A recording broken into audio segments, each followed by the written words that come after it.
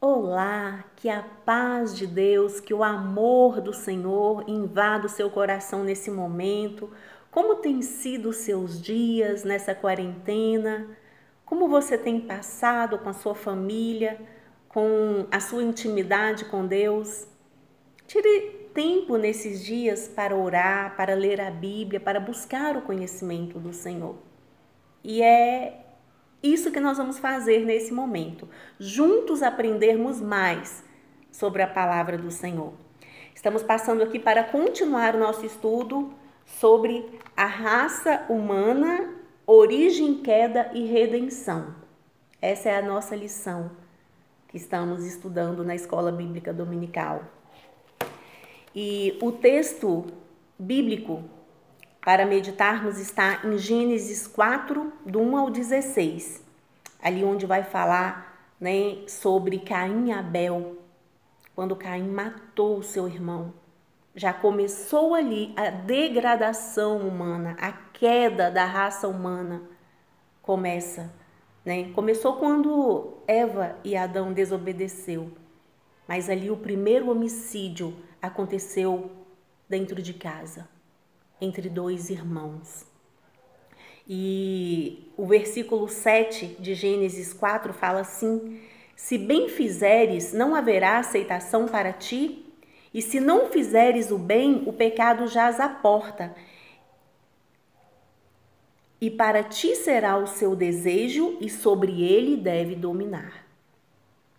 A palavra do Senhor fala que o mal está no nosso coração, mas nós devemos dominar esses maus sentimentos em nós. Porque se nós dominarmos esses sentimentos maus e fizermos o bem, nós somos aceitos pelo Senhor. E uma das missões do ser humano é povoar a terra, dominar os segredos da criação divina e fundar uma sociedade que venha glorificar o nome de Deus. Temos essa sociedade? Uma sociedade que nós dominamos os segredos da criação e uma sociedade que venha glorificar o nome do nosso Deus. Precisamos buscar ter uma vida para a glória de Deus. E seguindo aqui com a nossa lição, a nossa lição hoje é sobre o início da civilização humana. Fundar uma sociedade que glorifique a Deus é o que o Pai espera do homem. Só vamos ser homens e mulheres civilizados se honrarmos a Deus, o nosso Criador. Deus jamais deixou de intervir nos negócios humanos. Além de Criador, Ele é o Senhor de todas as coisas. O nosso Deus, Ele é maravilhoso. Ele é um Deus amoroso, Ele é um Deus bondoso, Ele é um Deus misericordioso. Mas Ele é justiça também. E às vezes nós esquecemos essa parte, que Ele é justiça também. Então, a origem da civilização humana começou ali, na Torre de Babel. Primeiro, vamos entender o que é civilização.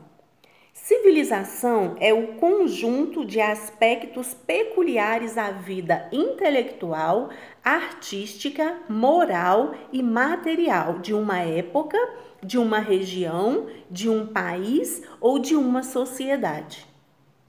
Então, isso é civilização, a definição de civilização. Então, o casamento é a base da civilização. A família é a base da civilização. Aliás, até a própria Igreja de Cristo, apresentada como a sociedade perfeita, tem no casamento bíblico a sua base espiritual, moral e emocional. A subsistência da civilização. quer o homem tivesse pecado, quer não, poderia escapar ao trabalho, pois o próprio Deus é apresentado por Jesus como um exemplo nesta área. Então, o trabalho constitui uma civilização humana. O trabalho dignifica o homem. A civilização humana é o conjunto de realizações espirituais, morais, sociais, materiais e econômicas da vida humana em um lugar. O mandamento do Senhor ali, quando ele criou macho e fêmea, foi: frutificai e multiplicai. Então, o início da civilização se deu ali, na criação. E Deus estipulou toda uma regra para que a sociedade fosse civilizada. Só que o ser humano, ele é expert em desobedecer, né? Porque tudo que nós precisamos é obedecer ao Senhor. E aí o que nós fazemos? Desobedecemos ao Senhor.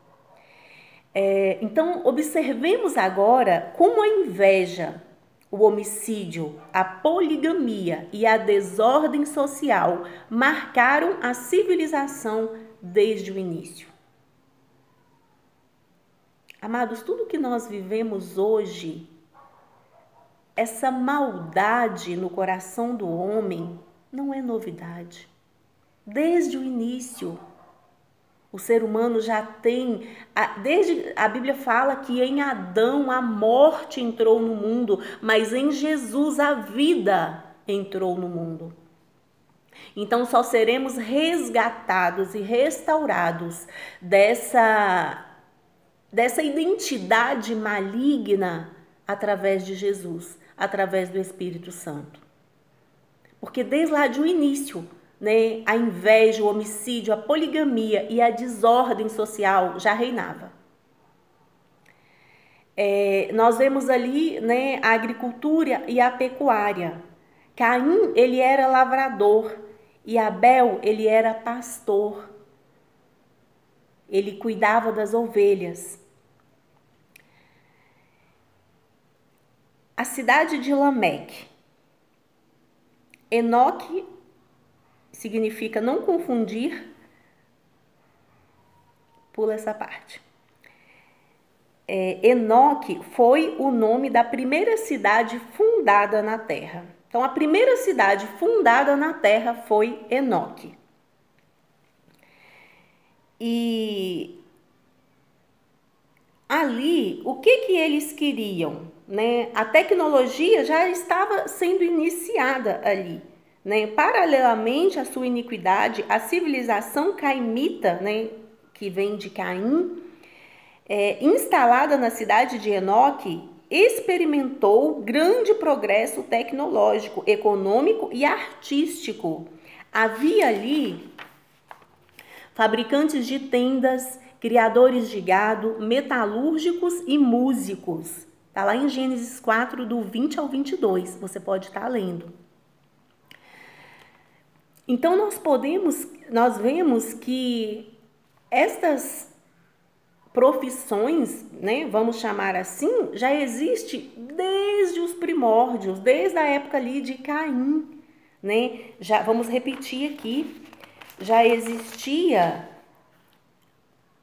os fabricantes de tendas, os criadores de gado, metalúrgicos e músicos. São profissões primórdias, né, desde lá do início da criação. Então, os diversos conflitos marcaram a história da civilização humana. Então, a história da civilização humana é marcada por diversos conflitos. Deus que intervém na civilização humana. Então, o nosso Deus, ele intervém na civilização humana. Criador e Senhor de todas as coisas, Deus tem direito de intervir tanto na biografia de cada um de nós, quanto na vida das nações e na própria civilização. veremos finalmente que o Senhor Jesus é a única esperança para a civilização humana. A intervenção na biografia de cada homem. Então, Deus, ele intervém na biografia de cada homem. Se nós lermos a palavra de Deus ali, de Gênesis a Apocalipse, nós vimos o Espírito Santo, nós vimos Deus intervindo na história do ser humano. E quão bom é deixarmos Deus intervir na nossa história. Porque Ele é o nosso Criador, Ele sabe de tudo que nós precisamos.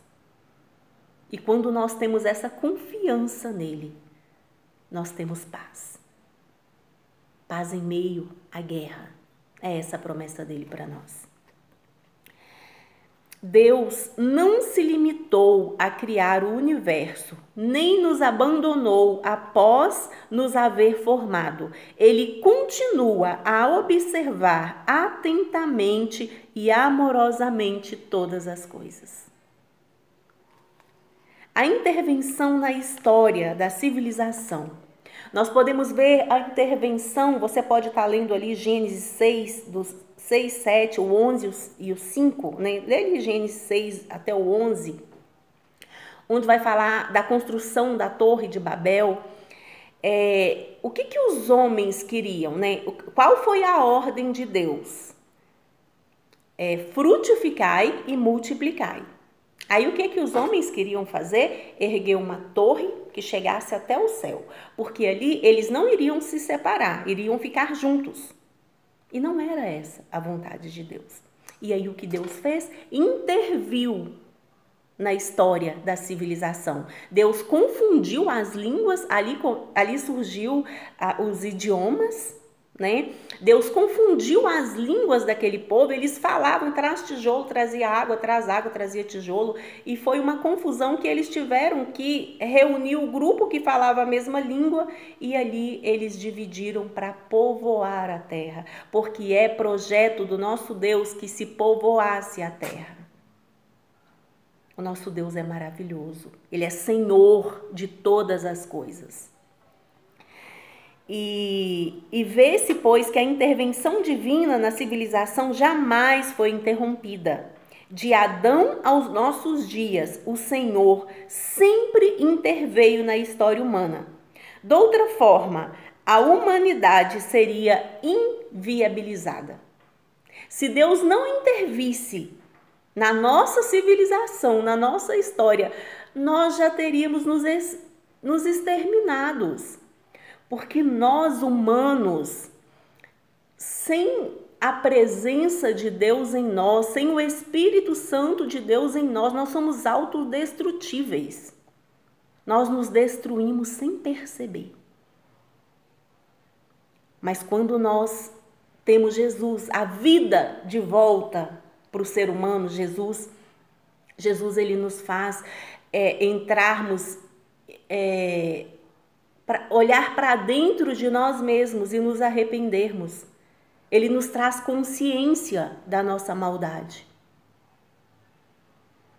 E aí nós nos arrependemos. E ele tem um caminho de civilização, um caminho de paz, um caminho de harmonia, que sem o conhecimento dele, nós perecemos. Jesus Cristo é a única esperança para a civilização humana. Às vezes somos levados a pensar que o Senhor Jesus veio a este mundo apenas para salvar indivíduos. Todavia, o amor de Deus não se limita a biografias, porque Ele, amando o mundo de tal maneira, enviou seu unigênito para salvar a todos, inclusive a civilização e a história. Deus, além de ter um compromisso conosco, com pessoas, Ele tem um compromisso com o mundo, com a sua criação. Ele zela pela sua criação.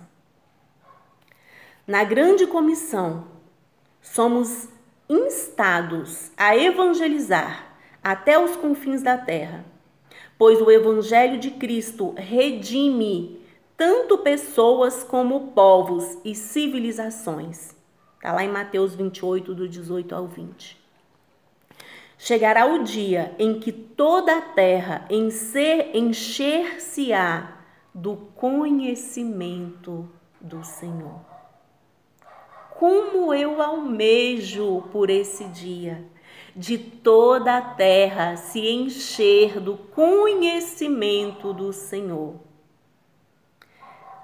Salomão, ali no fim da sua vida, Salomão, um dos homens mais sábios que existiu sobre a face da terra, um homem que não privou os seus olhos de nada que os seus olhos desejou, um homem que experimentou de tudo que essa terra tem para oferecer. No final da sua vida, o conselho que ele deixou para nós é: acima do ouro e da prata, busque o conhecimento de Deus, porque isso é tudo para o homem. Quão maravilhoso é termos o conhecimento de Deus. Porque o conhecimento de Deus, ele tira de nós a morte e traz a vida abundante de Jesus. Porque a palavra do Senhor diz que em Adão a morte entrou no mundo, mas em Jesus a vida entrou. E a vida que Jesus tem para nós, ela é uma vida abundante, ela é uma vida plena. A palavra do Senhor diz assim: conhecereis a verdade, e a verdade vos libertará. O meu povo perece porque lhe falta o conhecimento. Vamos buscar o conhecimento de Deus enquanto há tempo. Vamos tirar esses dias que estamos em casa com um pouco mais de tempo e vamos investir um pouco desse tempo no conhecimento de Deus, porque isso é tudo para nós.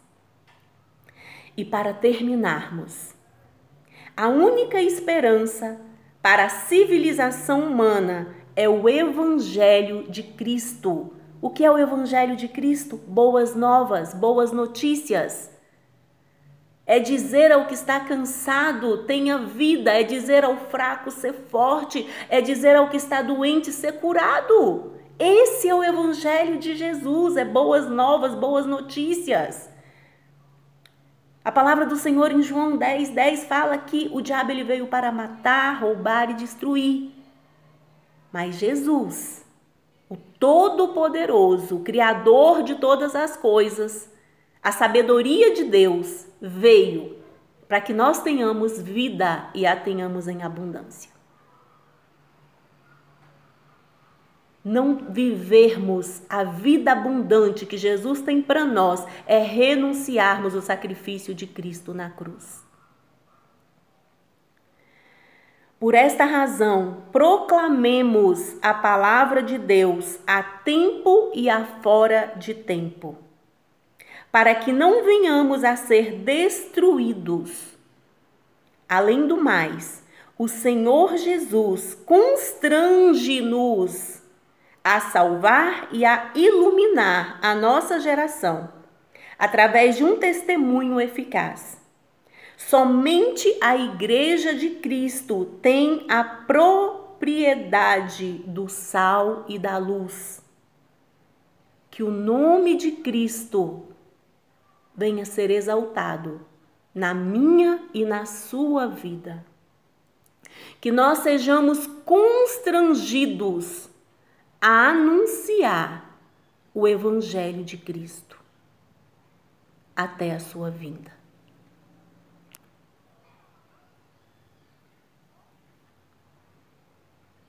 Que Deus nos abençoe.